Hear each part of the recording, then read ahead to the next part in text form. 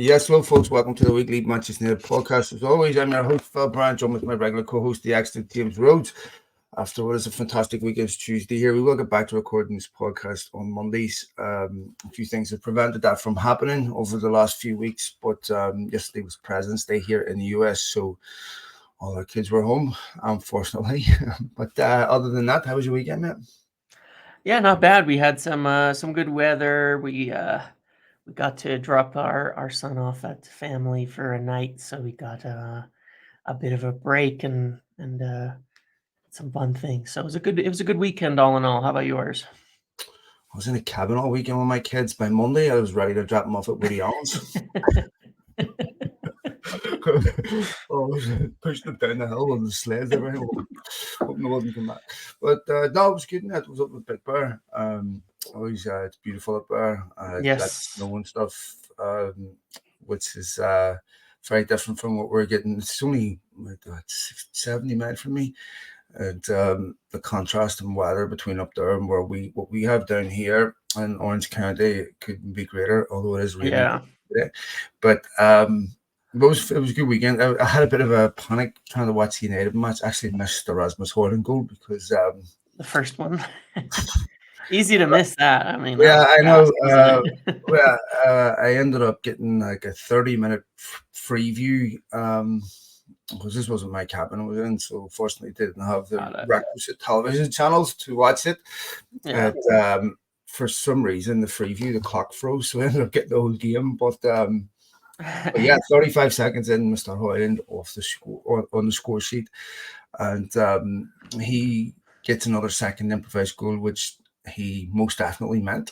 And 2-1 after 13, 14 minutes, United somehow managed to not concede after that, which again is another positive sign. They've been able to do that recently, where they can find themselves some difficult situations and find a way to win the game, which is something they weren't doing earlier in the season. One of the things that was quite different that I noticed myself this weekend was I didn't spend any time on social media watching the game because I was watching it on my phone.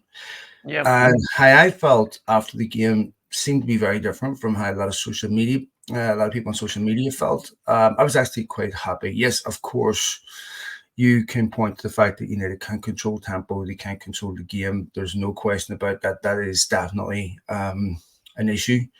And but overall, I was quite snobby about the 1-0 win against Luton at Old Trafford. I certainly wasn't so snobby about these 3 points.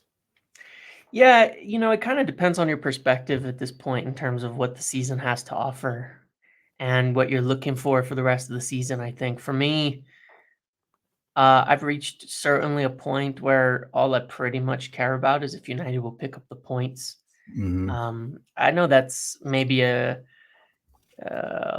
judgment on the season as a whole, but with everything that's gone on in EOS, all the things that we're expecting, I'm certainly looking a lot more to the future than I am to the present. Um, for so many times over the last years, we've been stressed about how a season is going to go and how things are going to happen and what's going to occur. Whereas I feel very certain that regardless of what happens now, the future will hold positives for United, and that the right things are being done. And so I'm much more interested in just, can we get the 3 points? And hopefully that means secure Champions League for next year. I prefer to watch that rather than be scheduled for those Thursday nights. It looks as though fifth place is lining up as we kind of expected or hoped to be enough for Champions League. The English teams in the Champions League right now are doing pretty well. They're mostly going to go through over some of the German teams. I think that will fall down the ladder. I think the Italian teams might in the end too, but we'll see with some of that today, with some of the Champions League matches going on. So I think fifth is enough. And, at this point, it's February 20th today. I'm not really expecting to see much of a progression in terms of United's play style, things like that. It's sort of a little bit pointless to look at it in some respect. Um, So yeah, I was happy with the 3 points as well. I was a little stressed during the game. There's More a little. stressful moments, like it was a stressful game to watch, but I was relieved and happy that we got the win. I understand, obviously this is going to be an endless debate through the end of the year, with varying degrees of opinion and all of that on, yeah, we cannot control games. We can't, we don't. And why are we winning? Primarily, the front three are just doing what they do for the most part and scoring goals now. But they probably should have scored more, to be honest. But they were really dangerous in the counter. I mean, you can see, the finishing wasn't quite there. I think both Hoyland and Garnacho failed to get around the keeper in one-on-one situations on 2 occasions. But creating those chances, we're doing it. It's dangerous. It's kind of fun to watch that. It does remind me a lot of some of the Ole years as well, in terms of how they're playing, how it's happening, what they're doing in transition.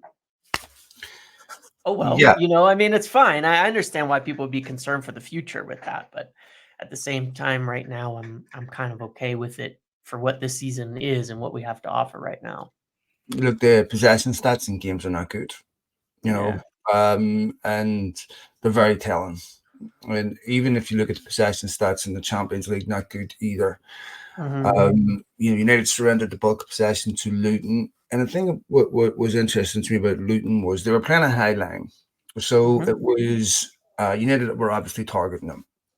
And to be fair, United were targeting them early on this high line. You could see that Onana was picking balls out on the wing. You could see that was a tactic of United's, and the game was there to be won early. Right? They should have taken control of that. And got at the third goal as usual. It's always this third goal that United find difficult, and they've been on a very good run recently. But so many of the games have looked similar. Even going to the Newport game, you're 2-0 up, kill the game. And for some reason, that third goal is not harder than the first and the second.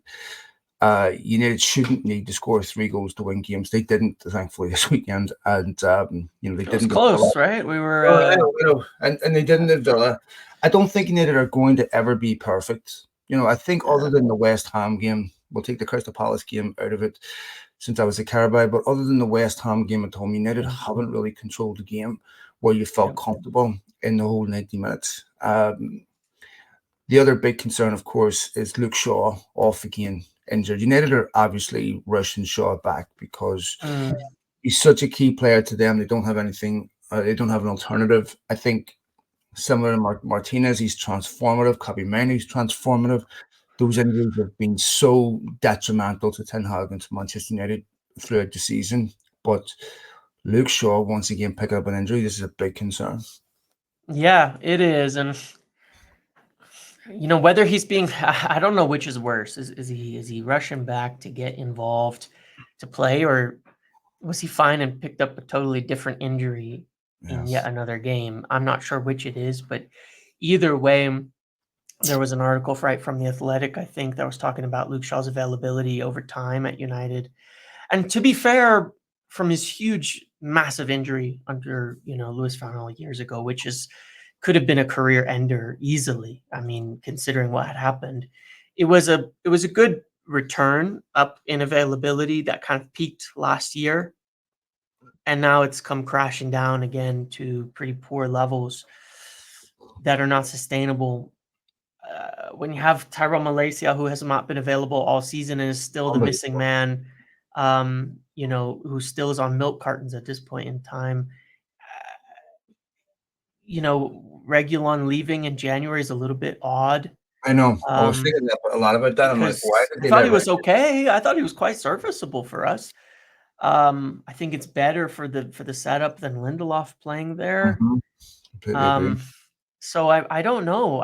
It's some of it's a little questionable. What's going on with that? But certainly it's a problem. If you were going to let one lone player leave in January, it would have been Amrabat, in my opinion, because I don't think he's the one without a cancellation clause in it, unfortunately. Well, but once I understand when United wanted to cut the wage bill and not carry any players they don't have to. But Yeah. had Reguilon have stayed, he would have been playing games right now. Yeah. Right? Like he would have Absolutely. been brought on the last couple of games, there's no doubt. You have a need for a left back. If Malacia is still nowhere near the first team, which I assume he had to have been for them to decide to consider letting Reguilon go. Right. Now it looks like he's further away. The same has happened to Mason Mount. If you go back to end of December, Ten Hag said Mount is on the grass. He's a week or two away. And now no one knows when he's going to be back. I have serious concerns that Mason Mount will never be fully fit for Manchester United.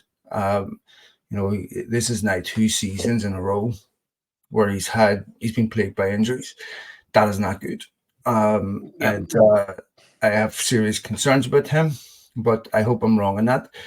But I just look at that when you keep that insider account, has had some stuff on injuries. I think that's been okay. I know that there was a point where United were concerned specifically about the leaks coming through that account.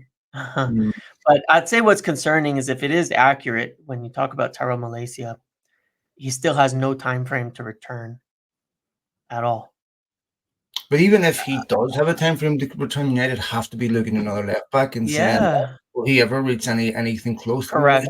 a long, long time? And even when he was at peak, you bet was he good enough to be a starting left back? Maybe a really, really, really good backup. I thought he had some really good games, but I thought his form started to dip towards the end of that period before he got injured, where Luke Shaw recovered his place. And you could see that there was a clear difference in ability between the two. £12 million left back from Fahrenheit, not a bad deal, but not your starting left back. And the other issue is Wan-Bissaka. Dallow's been playing well, right back, but Wan-Bissaka, what's going on there? Yeah, I know it's another odd one, another mystery. That apparently he is injured, but it was supposed to be he was held out for a precaution. And then again, he was held out for precaution. And then he's still not back weeks later. So it can't be a precaution why he's been being held out. There must be some reason there, some injury going on. So supposedly that is the reason too, but it does present a problem when you have one fit fullback. And to Dallow's credit, because he went through a lot of injuries early on in his career. I think when we signed him, he was rehabbing from a surgery, and then he spent a lot of seasons coming back and forth and in and out of the team on injury. Has played way too many minutes, and I'm concerned. I am seriously concerned because Dallow has been good, but what happens if Dallow picks up an injury? This is, I think, his first season not picking up a major injury. What happens if he does now? We don't even have fullbacks. We don't have any fullbacks healthy at the moment. Outside of him, I was a little bit questionable why they also let go of Alvaro Fernandez in January. I mean, I understand but it is I understand the concept of wanting him to play because he's somebody that they could sell, and maybe they don't view him as a top level player. But it's part of why my perspective on this season is it is a little bit of like, I'll just take the points where we get them at this point, because a lot of strange decisions. I just don't think Ten Hag rated Fernandez. I mean, Fernandez wasn't really playing at Granada either. Yeah. And so, Benfica know what they're doing, to be fair. And I think for him, maybe this is a good level for him. He goes to Benfica, he plays and develops into the fullback that he really could be. I think that'd be great. But I just don't think Ten Hag rated him. I think if he did, he would still be there. And as we can see, there's major change going on at United about how quickly they're moving players on, what the threshold is for keeping a player, what is bringing them to make certain decisions. Obviously, and we'll get into this with the Dan Ashworth thing, but FFP and PSR and how suffocating this is now for clubs. How this is seriously impeding how clubs go about their business, and I think this is going to radically change football, but we'll get into that in a minute. But yeah, it's definitely threadbare at fullback positions, and in some sense, you need to get knocked out of the Champions League will have been a blessing for them, because they do not have the squad to handle Champions League, FA Cup, Premier League, even if they'd have kept those loan players. Yeah, I agree. We're pretty lucky at this point in time. I think that it's down to a game or week or less at this point, because that's allowing certainly a lot of the players to stay fit, stay healthy, stay fresh. I mean, you take what's working right now. If you look at that front three, I think if you make one change, it stops working, and it's winning us games at the moment. So you're hoping all three of them can stay fit. And to their credit, Garnacho, Højlund, since he's come back, I say actually come into the team fully from that back injury that he probably had in preseason. The three of them have been probably the three fittest players at United, right? Rashford, Højlund, and Garnacho over the course of the season, sustaining no injuries, not being out of the team, being able to play as much as is called upon, and that's a positive. That is certainly a positive that I hope can continue to sustain us moving forward through the rest of the year. I also want to know what's in the water in Portugal. No, Dalo Fernandez never seemed to get injured, which is great. I know. Let me ask you about Andre Onana, because for all the right reasons, people have stopped talking about Onana over the last couple of weeks. I was listening to a statistic the other day. Forget the guy's name. My apologies. I would like to credit him correctly, but he was saying that only two other goalkeepers have kept more clean sheets in the Premier League than Onana, which kind of surprised me, I'll be honest. And of course, United have got the most points per goal ratio in the league. The goal difference, I think, was +1, is it now? Yeah, +1. Finally, which is the first time since Wolves at home at the start of the season. But I thought Onana has had a decent couple of weeks. I thought he had a good game at Villa, to be fair. Have you seen signs of improvement in the last few weeks?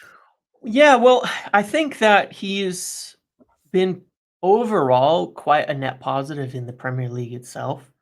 You know, there's been a couple shaky moments, but I think there's a lot of games he's done really well.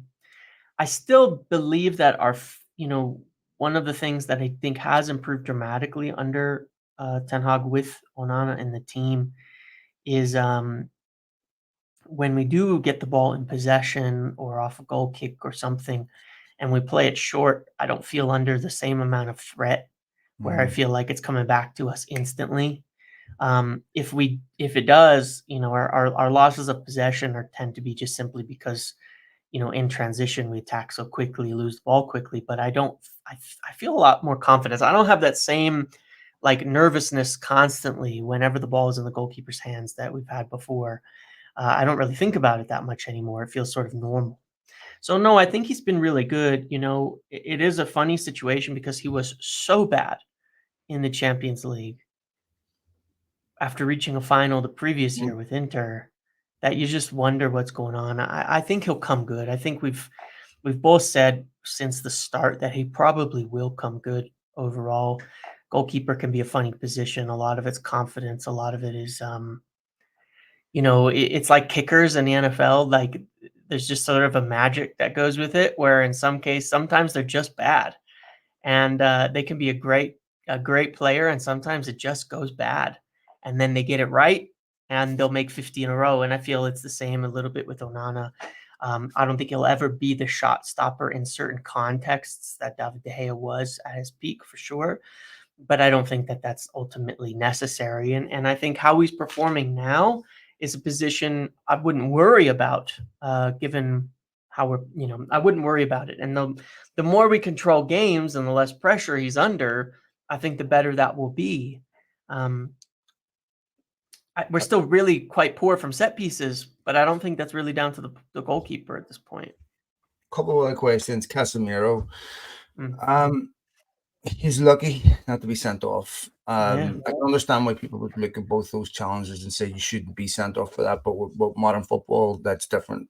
Some weeks you'll get away with it, some weeks you won't. I'm pleased that the referee used common sense with him. Ten Hag obviously was right to take him off at halftime. But this is a consistent trend with Casemiro.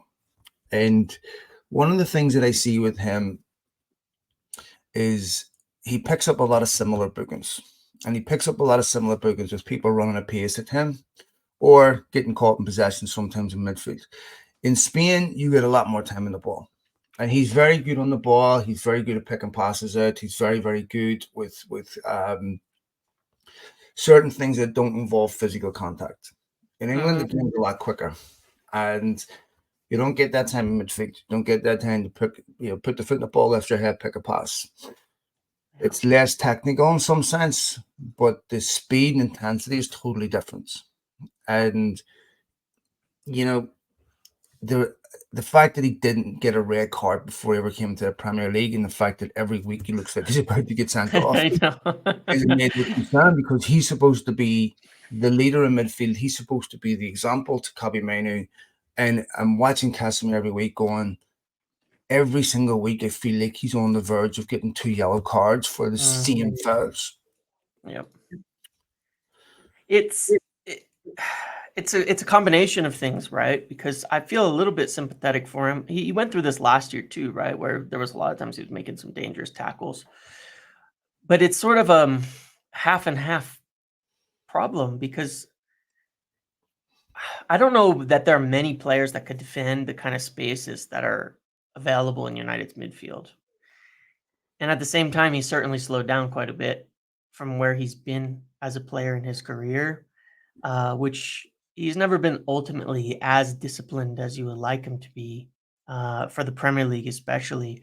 But it's hard to know, a little bit which comes first. These midfield issues we've had this season, the spaces that have to be covered where he's ending up making, rash challenges or pulling players down from behind simply because he kind of has to at that point, are something we've been dealing with regardless of who's been in that midfield. And ultimately, he's not up to the level at this point of defending those gaps, but is there anybody that is? Tom Huddlestone. What's that? Tom Yeah. Huddlestone. He scored in the under 21s against City yesterday. Unbelievable. Yeah, isn't that funny? Anyway, but no, I mean, of course, 2 other quick points about yesterday or Sunday was once again the composure of Kobbie Mainoo. When we talk about injuries that have had a major impact on United's season, there's some obvious ones. Lisandro Martinez, obviously, United don't have any leg-for-leg alternative. Luke Shaw, same thing. Mainoo. And when you think about this from Ten Hag's perspective, United had their worst start to a season in 60 years. If you could pick 3 players out of United's team you would not want to get injured at this moment in time, knowing what we know right now, those would be the 3, in my opinion. It would be Kobbie Mainoo, because United are just such a different team without him, right? Yeah. It would be Luke Shaw and Lisandro Martinez. Those are the 3 players that are completely transformative for me with United. That it's such a different Manchester United team without those 3.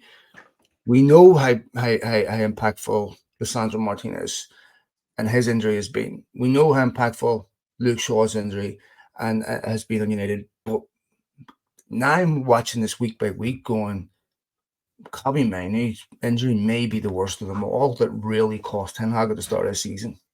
Yeah. Yeah, I mean, it's crazy to look at it and say he's probably been United's most important player since he's come back. And yeah, I mean, you think about the midfield options without him, and it's a bit scary, right? I mean, what he has, you will never learn from a coach. Yep.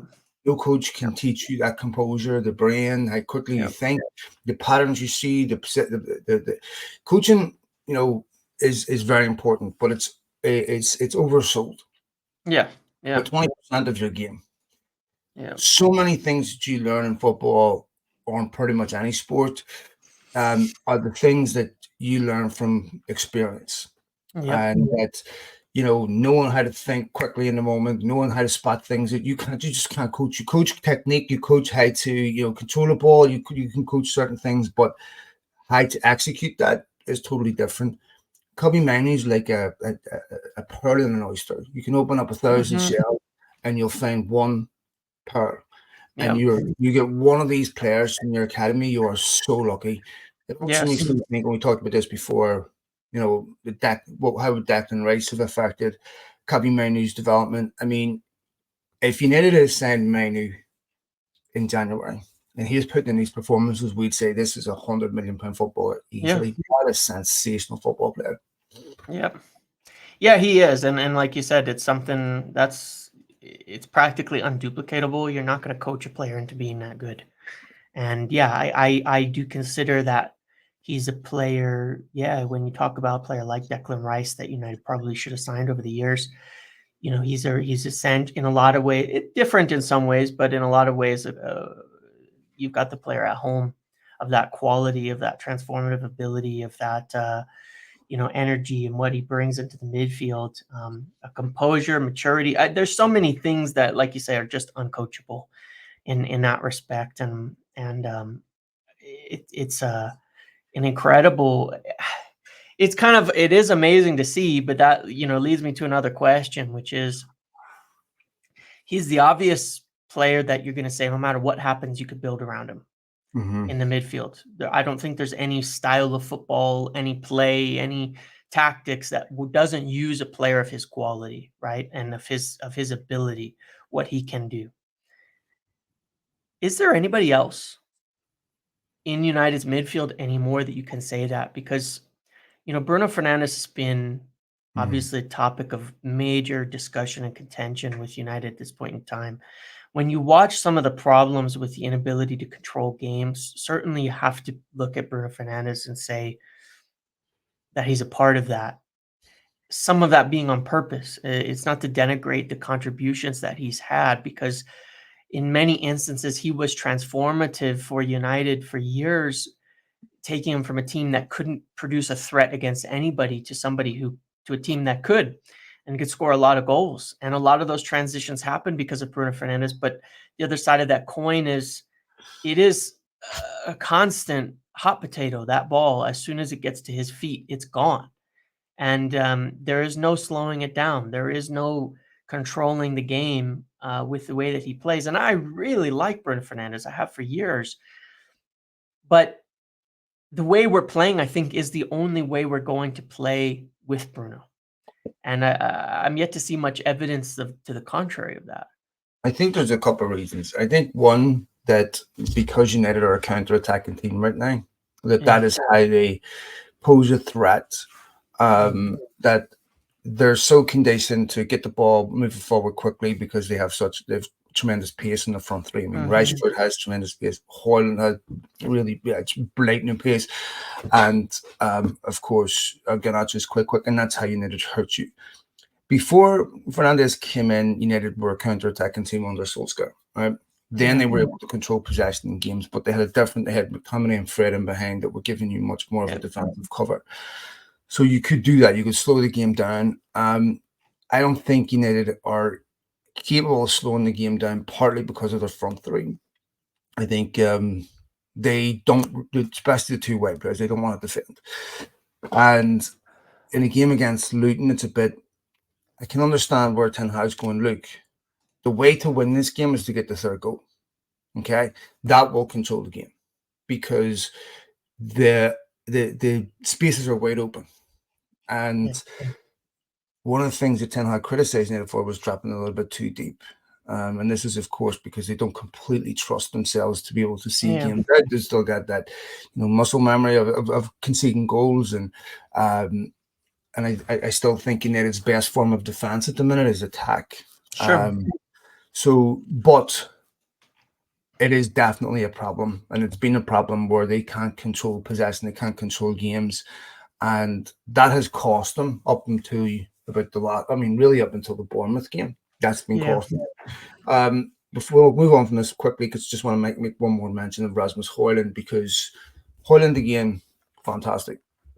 Takes his first opportunity really well. It was one opportunity that United missed repeatedly, time and time again after that, but he took it really well. Maybe he should have had a hat trick. But I was watching him. There's so many aspects to his play. Scores so many different goals. He could score in the air, could score with his left foot, score with his right foot. His passing's quite good in the build-up. His hold-up play is quite good in the build-up. And this kid has so much development left to do.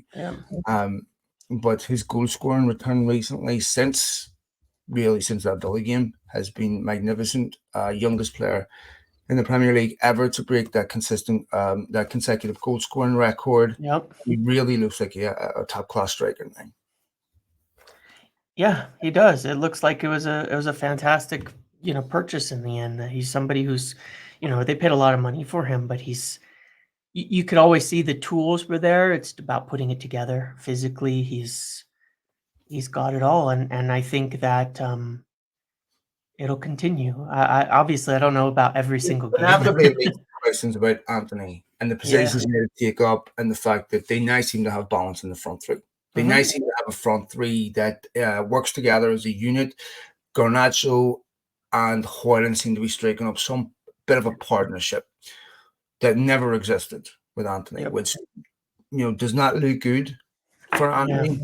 And I don't want to keep singling him out, but it does seem like putting Garnacho on the right is finally giving United that balance up front that they need.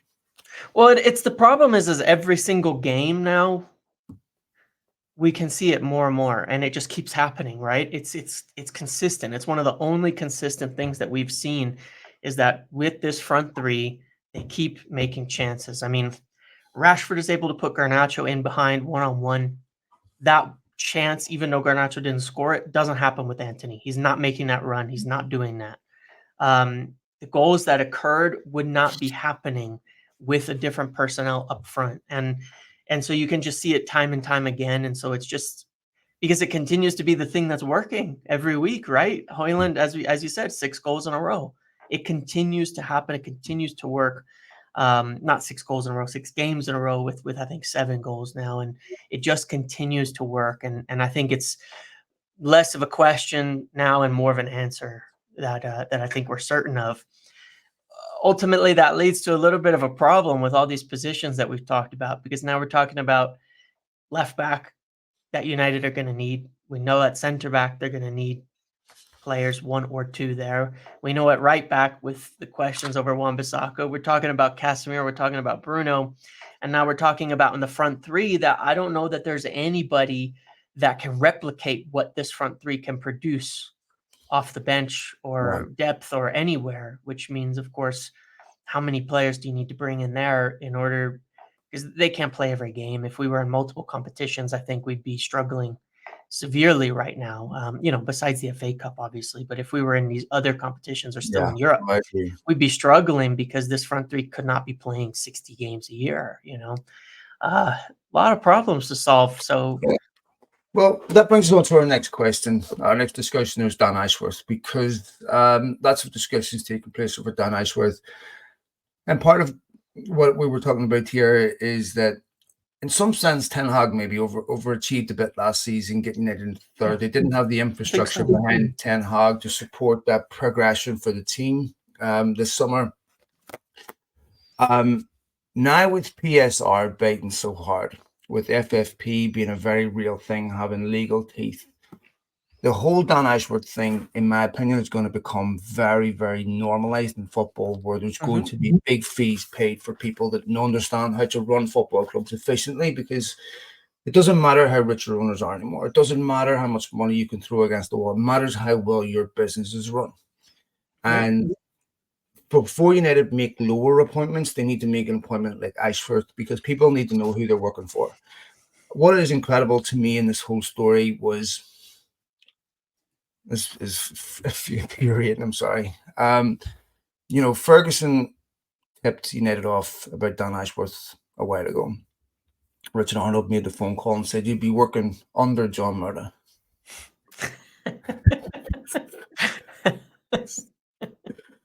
Yeah.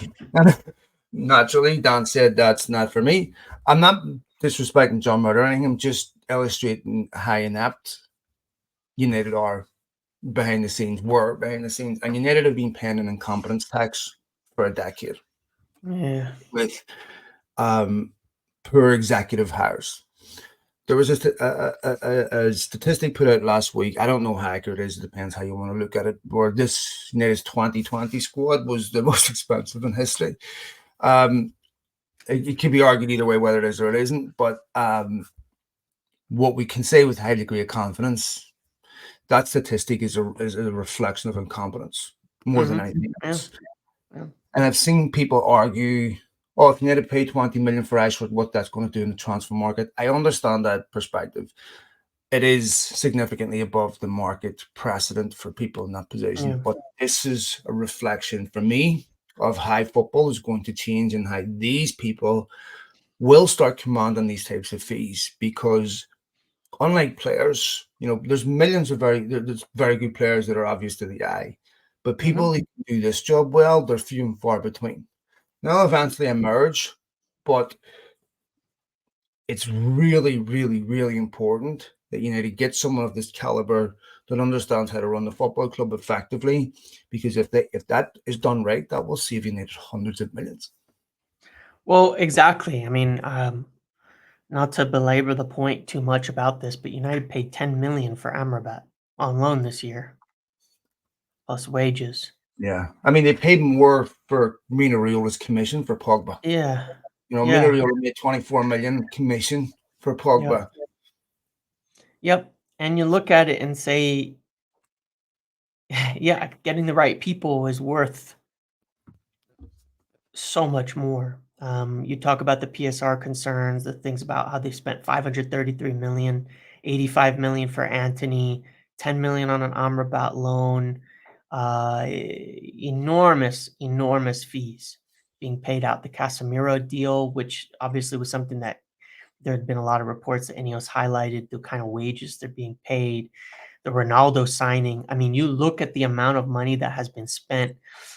15 million for Ashworth pales in comparison to just the waste of the last 2 or 3 years at United. I mean, It's scandalous. it is absurd. And so, I understand why they don't, or at least I wouldn't say don't want to pay it, because I'm not necessarily sure they don't want to pay it, but I would say I understand why the appearance, of course, has to be that it's pulling blood from stone to get that kind of money out of the club. It's fine. It makes sense. And ultimately, they'll of course hope to reach some sort of compromise, because they do want him in with a shorter gardening leave than 20 months, which is a little bit ridiculous. And of course, I think we've talked about this, but I think is a little bit it's kind of silly in some respects. If you're talking about, well, we don't want Dan Ashworth to talk about Newcastle's transfer plans. Okay, he's going to be on the phone with them no matter what he's doing and what the situation is, and it's a little bit silly in some respects, in regards to all of that. But certainly they'll want to reach a compromise that allows them to start sooner rather than later. But I think whatever it takes is probably worthwhile. Well, I There's a mean, lot of decisions that have to be made. Newcastle went and got Ashworth from Brighton. Yeah. Their argument is they went through the front door and out the back door to get him, and United have had a public courtship of Ashworth. But this is what happens in football. If you look at January, Newcastle couldn't spend in January because of PSR. Yeah. They too are heavily restricted with how they go into the market. In some sense, City were able to do this without regulation. We're able to, buy players at will, and and of course they've been successful with that. Other clubs now can't replicate the City model because of how restrictive PSR is. Yep. And United have a big problem with PSR, no doubt about it. So, there's two questions here. Is one, can United afford not to get him? And two, I think that with Ashworth, I don't think it benefits Newcastle for him to be sitting on big wages, because they have to think about PSR. Yep. Does it really make sense for us to have Ashworth sitting on the sidelines to 2026, paying him full wages is which they'd have to do? Yep. And how much of the information that he's going to bring to United is truly proprietary, where it's so unique that no one else can replicate it, that it would severely harm Newcastle. Look, Peter Kenyon did this, went to Chelsea, hijacked their move for Iron Robin. But it doesn't look like Newcastle are going to qualify for the Champions League. Mm-hmm. So I don't think, if Ashford's there or not, most of their targets that they're going to go after this summer would not be easily poachable by other clubs that are in the Champions League. United may not be there anyway, but if they are, Yeah. I don't think there's any target that Newcastle will go after that any other club couldn't get if they're in the Champions League. And, Newcastle need a multi-club model, right? United need this Yes. too. Oh, this is just the reality of football. We see what's happening with Yeah. Saturday going to City. And they're still quite a ways away from accomplishing that. So how much value does Ashworth really have to Newcastle right now? Very little. I mean, it is a bit of a ridiculous thing Well, because sorry to interrupt. Ashworth says yeah, he needs 6 years to build a club. yeah. And So he's not head of recruitment either. no, he's the not. guy that comes around and says, this is who we go after. Yeah. I know it's like, look, what his expertise is not really so much. I think it would almost be an insult to assume and to state that Dan Ashworth expertise has to do with his knowledge that he would have obtained as a part of the Newcastle team. It's his he's an and that's true of most executives when they're hired into business, when they're hired into football clubs and things like that. It's not the knowledge that they, the data, I should say, rather than knowledge, but it's not the data that they're going to bring from somewhere that makes them valuable or makes them effective. It's their inherent knowledge and ability of what they have and what they know, from their experience. And so it's a little bit silly, the whole aspect of it.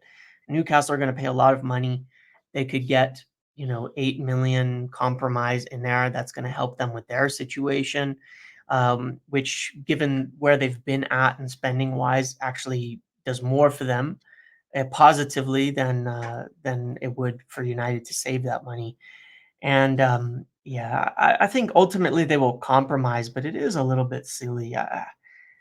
Did you You hear know, his press conference on Friday about it? what was that? Did you hear Eddie Howe in his press conference on Friday about it? Yeah, I did, and Which is quite remarkable. yeah, I He feel as wants him out. no, and I feel as though it's a little bit of posturing, and it's kind of funny because when you look at some of the oil clubs and the actions and things that have happened, it's kind of remarkable how, from a football perspective, professional Manchester City tend to operate themselves in almost every zone of football business. And I don't think it's an accident why they're so successful. United poached Omar Barada from there without anything coming out of them.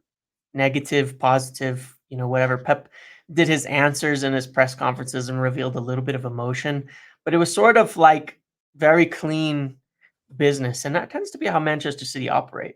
And I think it's a little bit small of Newcastle, the way that they're responding to the situation.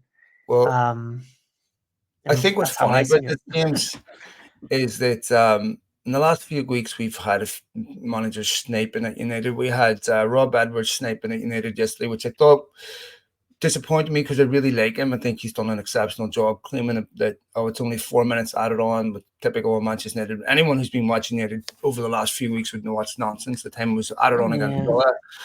The time was added on against Wolves. We were 3-2 up.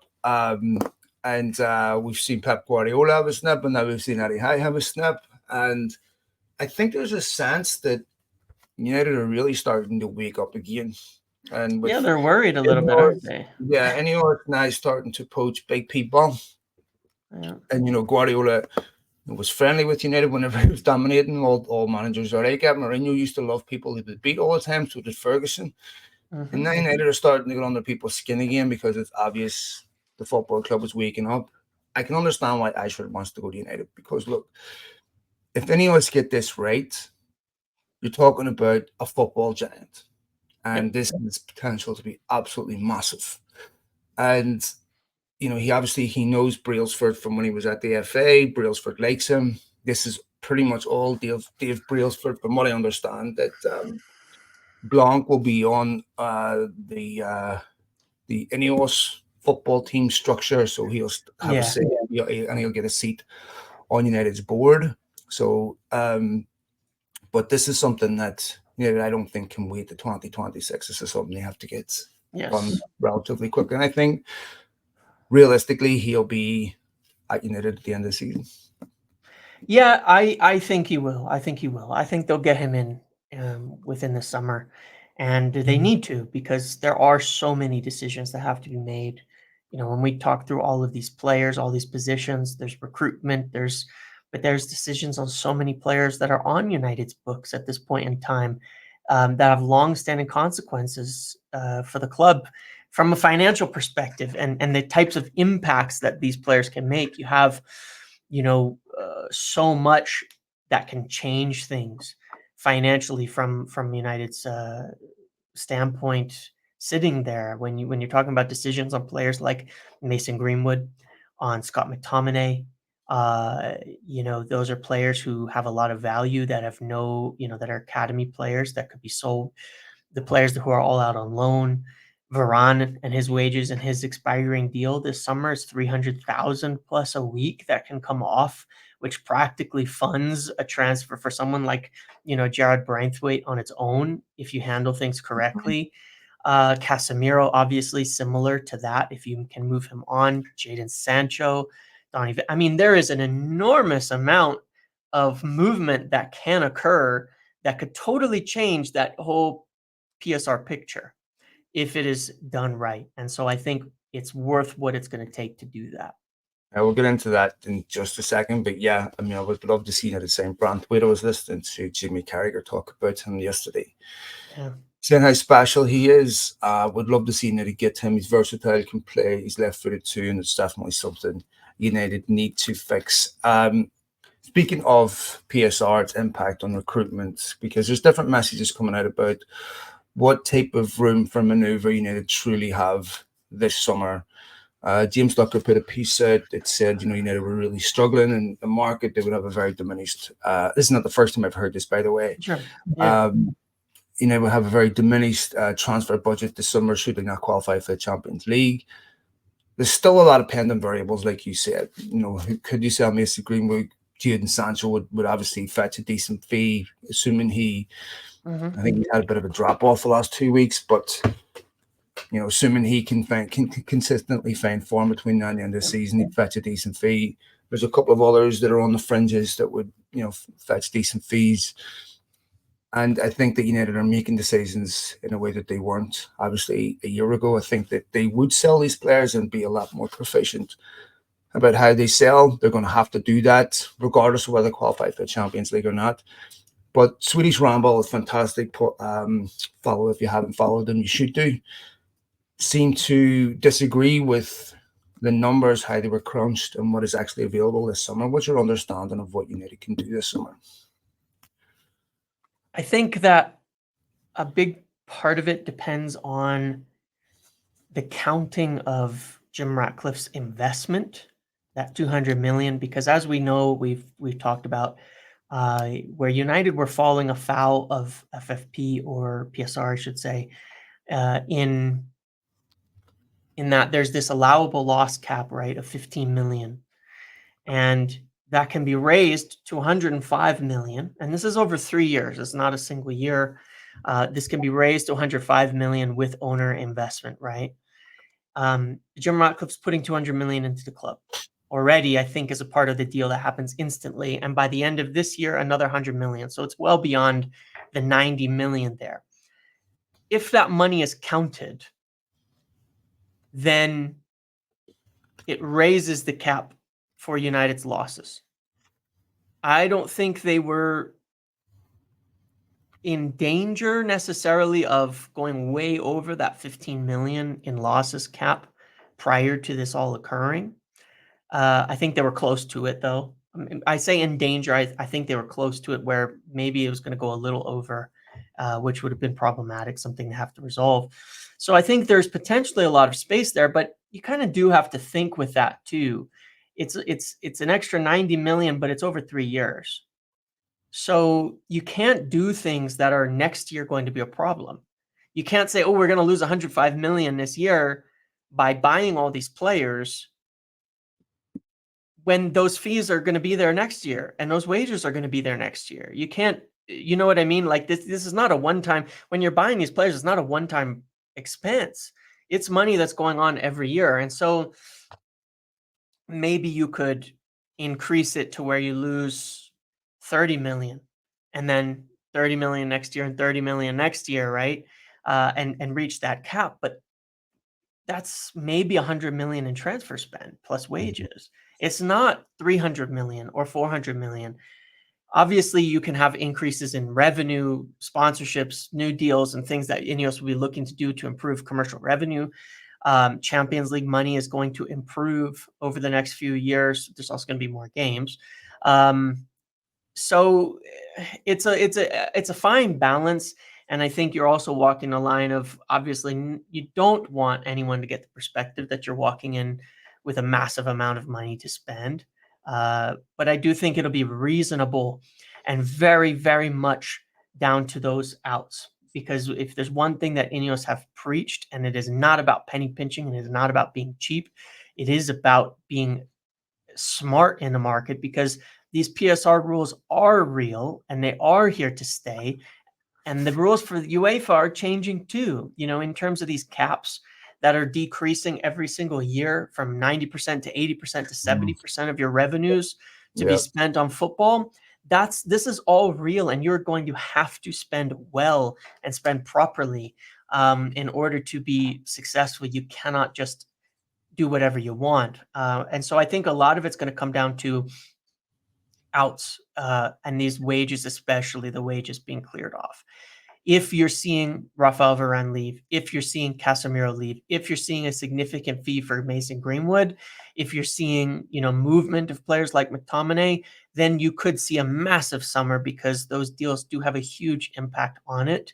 But I think it's dependent. I think it is dependent on that. And I think for them, the strategy even then will be buy young players who are not demanding big wages. Because 50 million is not 50 million. 50 million for Casemiro is not the same as 50 million for, to use the example again, Gerard Braithwaite. When you're paying 350,000 a week, that's an extra 12.5 million a year in wages versus somebody who's making 75 to 100,000. It's a massive difference. Ineos have to be really careful, James, because they're going to lose a lot of the feel-good credit if you never underperform on the field. Because ultimately that's what they're going to be judged on. Sure. And when you look at people like Real Madrid, they're going and getting Mbappe, they've already got Bellingham. I mean, who is United's contemporaries? Who are their peers? Who are they going to be compared with? Because I think, obviously City, are exceptional. Ultimately, if United aren't competing with the top teams, Ineos will not be looked upon favorably. So they've got to get this balance right between being fiscally responsible. I think one of the things that is really important, and it illustrates the need for a really functional football department, is managers spend differently in their second season than they do in their first. And had United have gone out and got Frankie de Jong in their first season, where would that leave Kobbie Mainoo right now? Right? I don't believe, and I have this on good authority, that Ten Hag would have signed Anthony in the second season. Because what he knows in the second season, United as a football club should have knew up in Ten Hag's first season. There should have been people at United saying, this kid is not suited for Manchester United. You don't know this yet because you haven't been here, but here's why. And so the football department overrules that and says, no, because in your first season, we're not going to let you spend 85 million to find out what we already know. Right? So we can avoid this. Because to me, one of the why Anthony's feeling at United is obvious. Right? One, he's not suited to the Premier League. Two, I don't think he deals psychologically well with the things that are going on off the field. And to me, there's certain things that any functional football club would have stood out and said, this is why I don't think he's suited to the Premier League. Even with Casemiro had a fantastic run of form for 3 or 4 months last season, but now you see some of his attributes as he slows. You're going to see more and more of this. You're going to see more and more yellow. This is a position in football that's conducive to picking up yellow cards because there's a lot of physical contact. It's very, a lot of the best players and teams are playing in an attacking midfield role. And so you have to have an exceptional defensive midfielder and they pick up yellow cards quite a bit. But to me, this is not going to get better because Casemiro have an issue there. But this is why they need a functioning football department. So, this summer is going to be something that they're going to have to get right. And this is, again, why I think, it's really important that even if Ashworth doesn't start until the summer, he's influencing decisions from the sidelines before that, because it's the same with Barada, that they have to have direction and certainty over their targets that they're pursuing, whether they qualify for the Champions League or not. They can't wait until they qualify for the Champions League to start pursuing targets. And Yes. again, there's going to have to be a clear contrast between how United do business in the past and how they do business in the future this summer. Yeah, there will be, and they have to get it right this summer. But I think also at the same time, because of the things that have occurred, people do have to be a little bit patient with it. And I know it's hard to ask of football fans to do so, but this isn't a 1-year I use the word project there, but this isn't a 1-year fix, let's say, right? It isn't. This is not being fixed in one summer.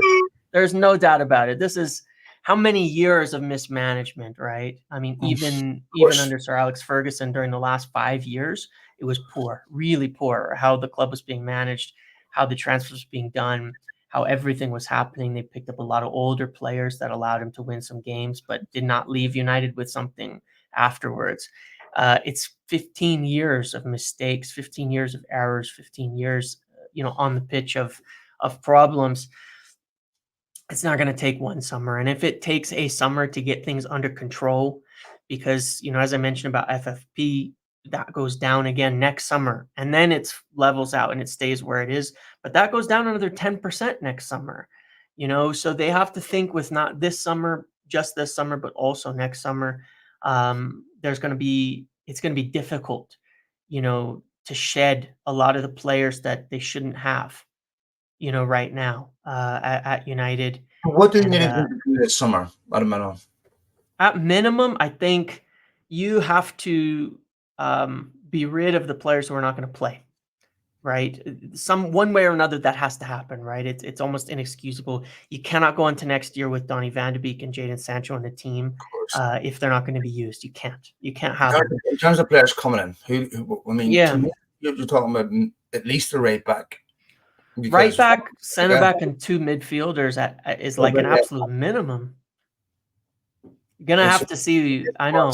That's a lot of business. So now you're talking about a right back, a left back at least, another centre back, right? There's let me back up a second here. Already in the summer. Yeah. You're talking about another midfielder to replace maybe Casemiro. I think they would consider letting Eriksen go.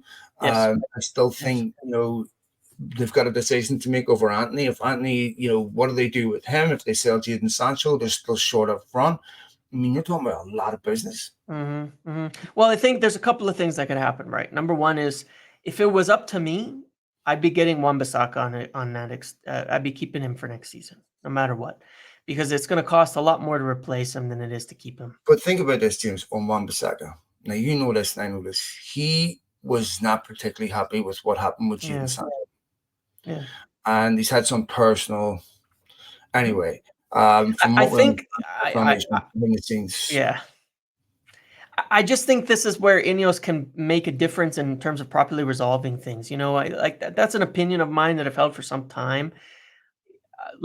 It's actually one of the things I don't like how many players have had disagreements with Ten Hag. At the same time, I also think it's poor management from the structure of the club to allow these things to accelerate or to denigrate into what they've become. Who's there to it's not the manager's job to manage these players' careers. It's not the manager's job to keep them happy. Actually, it's not. There are people at the club who are supposed to do so. We're supposed to work with them on understanding what their role is, what their job is, what's happening, what they need to do. And I think that for me, it would be a positive to see. When I say what they need to do, I think it's that, or you're going to have to spend a lot, to replace players if you're not going to sort out, to some degree, some of the unhappiness that's prevalent throughout the playing squad. And that is an area they could save money, not for the purpose of saving money, but for the purpose of it's better overall. You don't want to have to spend at right back. There's some youth players coming up at fullback that I think, that are highly rated, where you would hope to not have to spend a lot of money there, to allow them to come into that backup position. But obviously, it's going to be a measure of Luke Shaw and Tyrell Malacia's health coming to summer. But I mean, yeah, it is an enormous amount. There's no way you look at it and say it's not an enormous amount of problems to solve, and it's and that's why I say it's a couple of years, because look at some of what we talked about. You have Jadon Sancho, Mason Greenwood, and Anthony as forwards, which overall between spent and value is probably somewhere in the range of 200 million. And you're thinking, I don't know if we can use any of these players next season. Yeah, what football club deals with that issue? Like, I mean, these That's are insane. things that have to get addressed. And I agree with you that as a football club, United have to have better control parameters that prevent this thing from extrapolating into a much bigger issue than what it should be. It should be managed much quicker.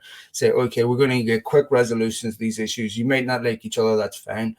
I do think that you're correct in saying that, it's not Ten Hag's job to make someone happy. But I do think you also, as a leader, have to have an ability to adapt your personality to different people. I agree. That Anthony psychologically, every player deals with things different psychologically. And every great leader, whether you're a general or whatever it is, your people want to play for you. They want to fight for you. Right? Yeah. They may not agree with you. They may not like your discipline. There may be certain things they disagree on. But ultimately, they want to please you. They want to perform for you. And I think that every great leader has to have that.